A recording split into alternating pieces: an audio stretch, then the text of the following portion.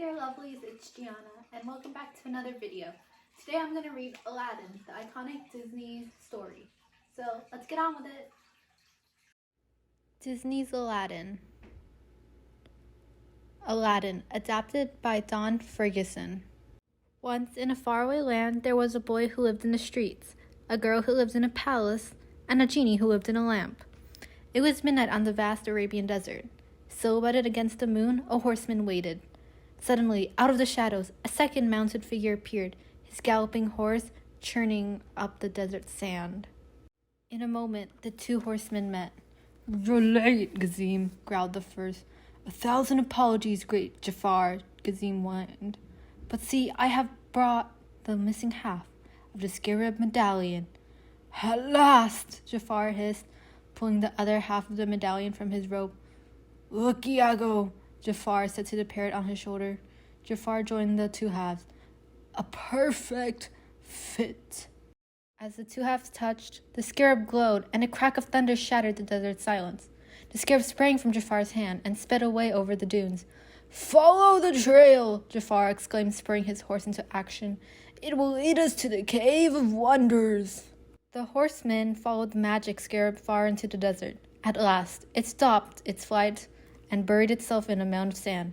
Then, in a crash of thunder and lightning, the sand rose up to form a huge tiger's head, between whose open jaws was the entrance to the Cave of Wonders, Jafar exclaimed. "Do not forget my reward, great Jafar. I braved great danger to steal the missing half of the medallion for you." "The treasure in the cave is your reward, Gazim," Jafar replied.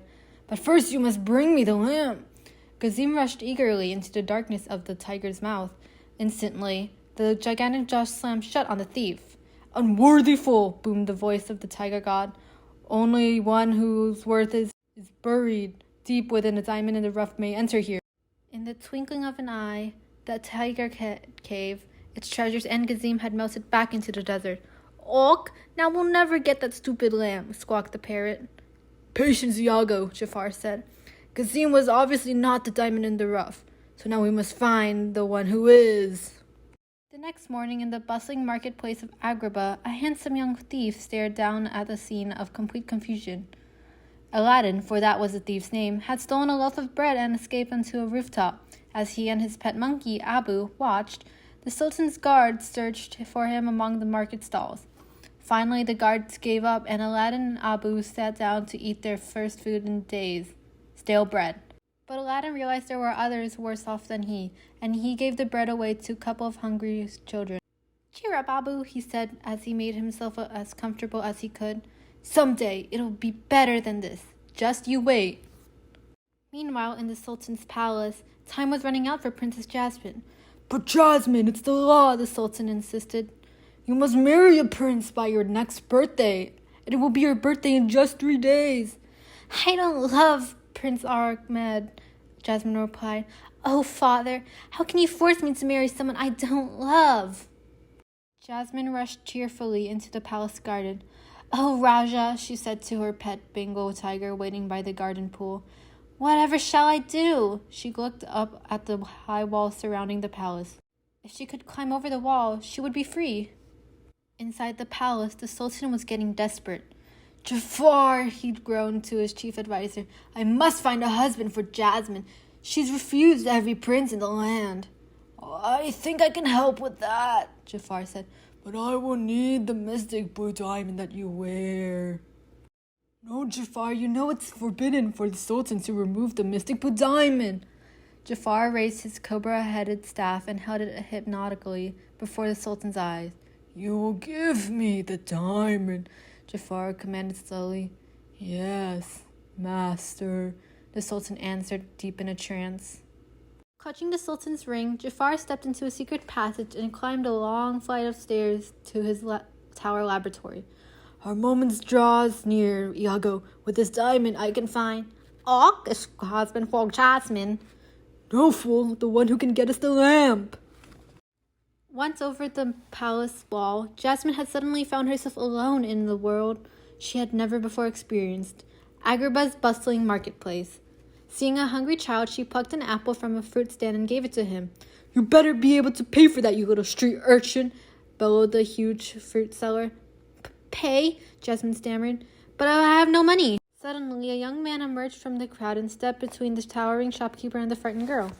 Forgive my poor sister, O merciful one, the young man pleaded. She didn't mean to steal. She's a little crazy in the head. Then he turned to Jasmine. Come, sister dear, I'll take you to the doctor now. Another one of your tricks, Aladdin, son of a jackal, shouted the shopkeeper. Aladdin seized Jasmine's hand and pulled her into the crowded marketplace, leading her to a rooftop far above the streets. We'll be safe here, he said. Then he turned to the lovely girl. Where do you come from? He asked. I ran away from home, Jasmine replied. My father is trying to force me to get married. Wow, said Aladdin. That's awful. Meanwhile, in a tower above the palace, Jafar's secret laboratory crackled with lightning bolts as the evil alchemist brought the all-seeing sands of time to life. Show me the one who can enter the cave, Jafar commanded. The swirling sands of time parted, revealing a young man on the rooftop in Agrabah. Have the guards bring him to me, Jafar said to Iago. The palace guards quickly marched into the city and swarmed up to Aladdin's hiding place. Before Aladdin could leap to his feet, he was a prisoner. Jasmine threw back her hood. Release him at once, the girl ordered. Princess Jasmine? Gasped the surprised palace guards. Princess Jasmine, gasped the surprised Aladdin. I dare not release him, princess, said the captain of the guards. My orders come from Jafar. You will have to take it with him. Believe me, I will, Jasmine said. In a dungeon cell in the palace, Aladdin thought about the beautiful girl he had rescued from the shopkeeper. A princess! I can't believe it, he said aloud to Abu, who had followed him into the dungeon and freed him from the chains. And I thought she was as poor as we were. And noticed Jafar, disguised as an old prisoner, had slipped quietly into the cell. You don't always have to be poor, Aladdin, he said. There is a cave filled with treasures. It can be yours if you will help me get a worthless lamp. Eager to get out of the dungeon, Aladdin agreed. In the middle of the vast desert, the tiger's head rose up before Aladdin's astonished eyes. First bring me the lamp, Jafar said eagerly. Then the treasure will be yours. Carefully, Aladdin approached the entrance to the cave. Who disturbs my slumber? The voice of the cave thundered. It is I, Aladdin. Enter, Aladdin, the voice replied. Jafar watched Aladdin and Abu enter the cave and disappear into the darkness. In the eerie glow of the cave, Aladdin and Abu followed steep steps down, down, until they found a huge chamber filled with mounds of golden treasure. Just a handful of this would make me richer than a sultan, Aladdin exclaimed. Abu reached for a glittering ruby. No, Abu, Aladdin warned. We mustn't touch anything until we find the lamp. Suddenly, Aladdin and Abu noticed a richly embroidered carpet peeking at them from behind a pile of gold coins. Well, I'll be, Aladdin laughed. A magic carpet. Maybe it knows where we can find the lamp. The magic carpet showed Aladdin into a second chamber. High atop a massive altar, he saw the lamp. Aladdin ran up to the stone steps, but as the boy was reaching for the lamp, Abu, who could never resist a glittering jewel, grabbed the gem from the hands of an idol. The ground began to tremble. Then the voice of the cave spoke. Abu has touched the forbidden treasure. You shall never again see the light of day. The altar began to crumple beneath Aladdin's feet. He snatched the lamp, ran down the swaying stone steps, and jumped aboard the carpet. The floor of the cavern was turning to molten lava, and Abu was in danger of dying. Aladdin grabbed Abu's paw and pulled him onto the carpet. As the cave began to collapse behind them, the magic carpet sped Aladdin and Abu toward the entrance where Jafar waited. Old man, help us, Aladdin called, clinging to the heaving edge of the cave. The lamp, give me the lamp, cried Jafar. He seized it from Aladdin's hand. Then, from his robe, Jafar drew a long, gleaming dagger. Goodbye, fool, Jafar snarled, raising the dagger over the helpless Aladdin. In a flash, Abu leaped from Aladdin's shoulders. Ow! Jafar shrieked as the little monkey's teeth bit into his arms. He dropped the dagger. Abu and Aladdin fell back into the cave. The earthquake had stopped. The cave was as silent as a tomb. We're trapped in here, Abu, Aladdin despaired. That jackal stole the lamp. Now he'll never come back for us. Abu chirped and held up his paw. Aladdin's eyes widened. In Abu's paw was, the lamp! You got it back when he bit him. Good work, Abu. Aladdin took the lamp. I wonder what's so special about this dusty old thing. He rubbed it, trying to get a better look at it. The lamp began to glow. Then a towering cloud of smoke poured from the spout. The smoke formed itself into a gigantic figure. "Say, you're a lot smaller than my last master," the giant said, looking at Aladdin. "Or maybe I've gotten bigger over the last 10,000 years. Are you the genie of this lamp?" Aladdin asked. "The one and only," the genie replied. "I don't believe you. If you were a real genie, you could get us out of this cave." "Oh yeah," the genie said to Aladdin. "Well, watch this, Mr. Smarty Pants." Quick as a wink, they were out of the cave, soaring over the desert on the magic carpet. "How's that, kiddo? Am I a genie or am I a genie?" "I guess you're a genie, all right," Aladdin said. "So, do I get 3 wishes?" "Yep," said the genie, "but no fair wishing for 3 more wishes." Aladdin thought of the Princess Jasmine. I wish to be a prince." When Jafar returned to the palace, he came face to face with a very angry princess. "I command you to release Aladdin." "But princess, Aladdin has already been executed," Jafar lied. "When I marry and become queen, you'll pay for this," Jafar, fighting back tears. Jasmine ran from the room. "That girl means trouble," Jafar said to Iago when they were alone. "Her wedding march will be our funeral march." "Not if you marry her yourself," Iago suggested. Suddenly, the palace gates were thrown open. "Prince Ali of Ababwa," announced the palace guard. Trumpets blared, drums rolled, and into the palace flew Aladdin on his magic carpet. He was dressed from turban to toe in the silks and jewels of a royal prince. "I have come to seek the hand of the Princess Jasmine," he said to the astonished Sultan. That night, when Prince Ali took Jasmine for a moonlight ride on his magic carpet, she discovered that he was the same young man she had met in the marketplace. Far below, Jafar watched him. "I must get rid of that intruder before he spoils my plans," he thought. By the time the carpet had returned to the palace, Jasmine knew the man she wanted to marry. "Good night, my prince, Aladdin," she said, going into her bedchamber. At once, Jafar and his guards fell upon Aladdin. Bound and gagged, Aladdin was carried to the edge of a high cliff. Below, he could hear the angry waves crashing. "So you like to fly, Prince Ali?" Jafar said. "Well, try this." The guards threw Aladdin over the cliff, into the waiting sea. Aladdin dropped like a stone into the sea. As he sank below the waves, the lamp fell from his tunic. He strained against the ropes until one hand was free. He rubbed the lamp. The genie appeared. "Never fails," he complained. "As soon as I get in the bathtub, somebody rubs the lamp. I guess you wish I'd get you out of this mess." Nearly unconscious, Aladdin nodded. In the palace, Jasmine had made a decision. "Father, I want to marry Prince Ali." "Excellent," the Sultan rejoiced. Jafar stepped forward. "I'm afraid that's impossible, Princess. Prince Ali has gone away." Jafar held his cobra staff before the Sultan's eyes. "But your father has something to tell you, Princess." Jafar smiled. "You will marry Jafar," the hypnotized Sultan groaned. "Never," Jasmine cried. "Father, what's wrong with you?" "I know," said a voice from the doorway. It was Aladdin. He snatched the cobra staff from Jafar and shattered it on the floor. "This traitor has been hypnotizing you, your majesty," Aladdin said to the Sultan, who was now free of his spell.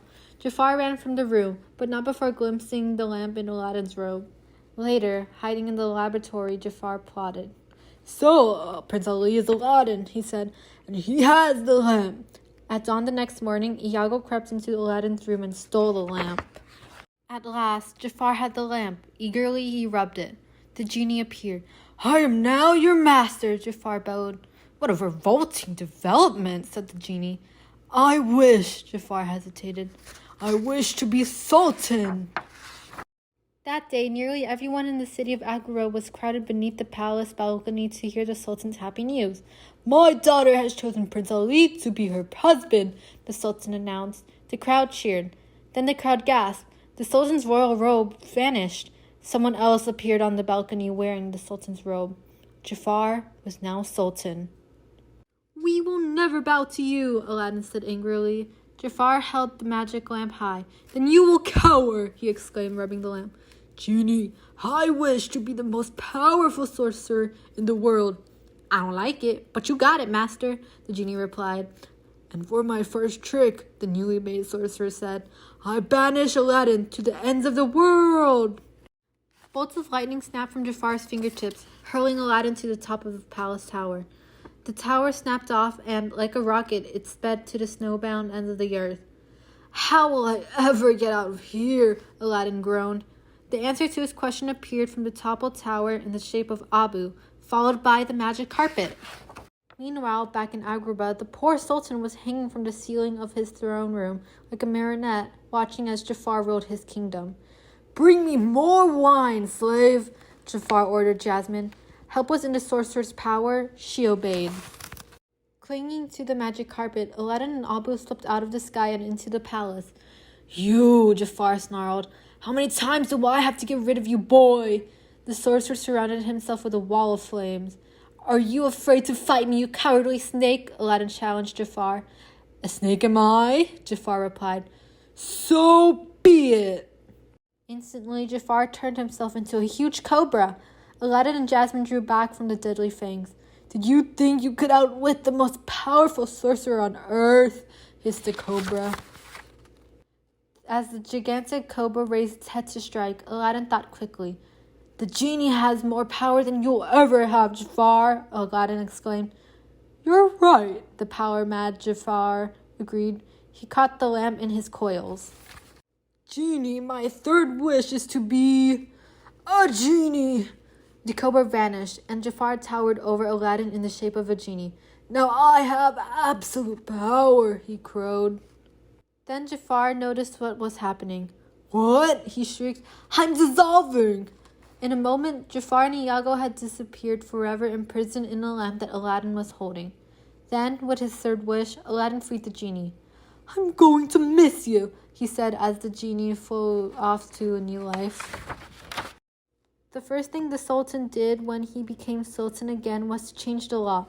Princess Jasmine could marry anyone she wished. And since she wanted to marry Aladdin, that's exactly what she did.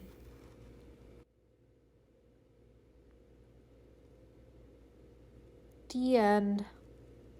Thank you, lovelies, for watching me read Aladdin to you. Don't forget to like, comment, and subscribe. And don't forget to comment down below on what book I should read next. Bye!